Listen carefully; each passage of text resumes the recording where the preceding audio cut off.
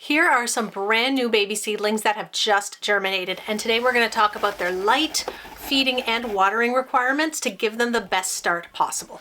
And this is part 2 of my seed starting series, so if you didn't catch part 1, go back and watch that first. I'll link it right here, and then don't forget to come back to this video and I'll catch you right here.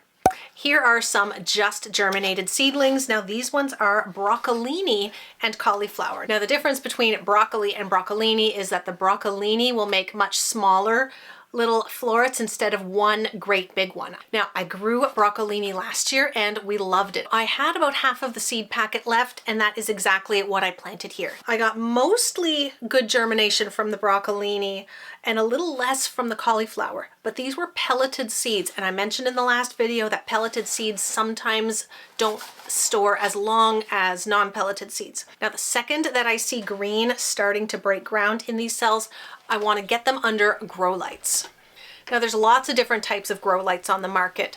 I just use LED shop lights. That's what I have right here. They work great, but with LEDs you want to keep them fairly close to your plants, within a couple of inches, so that means raising them up as they grow. If you have more of a broad spectrum, a stronger grow light, then those you're going to want to keep farther away. Now your plants will give you clues as to whether you're doing it right. If you have a stronger grow light and you're finding the tops of your seedlings look a little bit burned, they're turning yellow or brown, and your watering is good, then that's likely a little bit of burn from your light, so you want to raise them up a bit.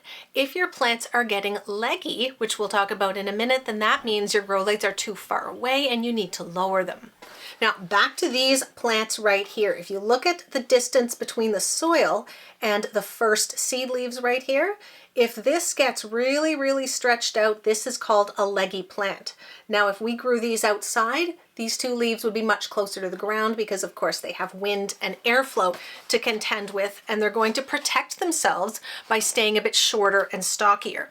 But in an indoor environment, they can grow quite tall before they open up those leaves because they are being coddled. They are in a very sheltered environment with consistent temperature, no wind, and that's completely different than what they get outside. So with leggy plants, you cannot really salvage that situation. They will always be weaker, much more prone to damage and disease. So unfortunately, the best course of action here is just to toss them and start again. To prevent leggy seedlings, the first thing you need is light, and we've already talked about that. The second thing is airflow, and if you are indoors, a fan can help with that. Just on the gentlest setting, and start with just an hour a day. You can also, back to my tray here, you can also rub your hands across the top of the plant, move them back and forth, and give them a little bit of taste of movement, and that'll help too.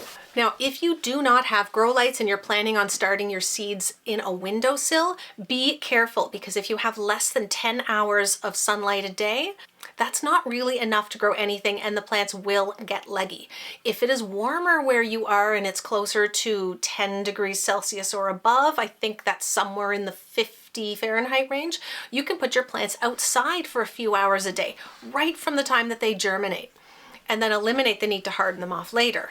But exposing your plants to outdoors will give you the strongest starts possible, as long as the temperature isn't too extremely hot or cold, and keep it sheltered from too strong winds for a little while. You also might need to keep an eye on them and water them a little more than normal, especially if it's warmer or fairly bright.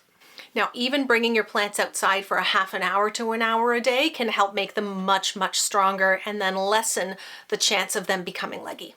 Now at this point, your plants might have been up for a week or two, and you might want to start thinking about fertilizing them.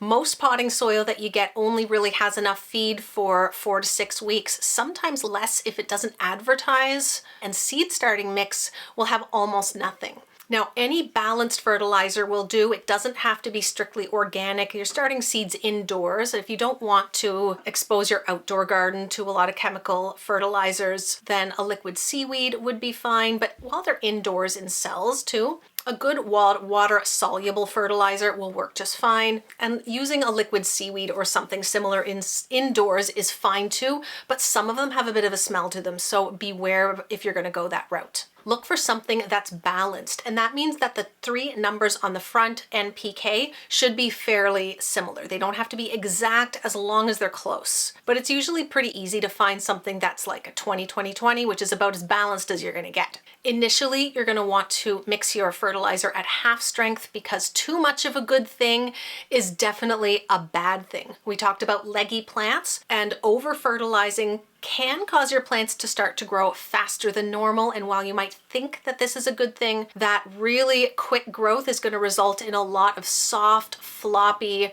really enticing to pests type of growth.